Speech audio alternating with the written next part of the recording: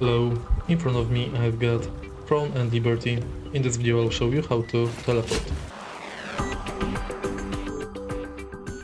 Firstly, the most quick way to teleport is pressing B button. It activates Quick Escape.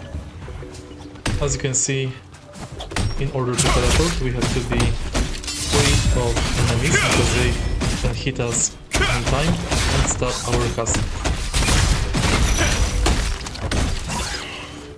Also, we can go to map and select waypoints like this to teleport to them. Teleporting to maps to waypoints is free up to 30 level.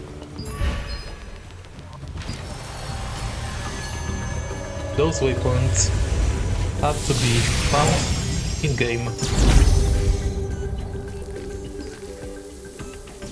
And that's basically it.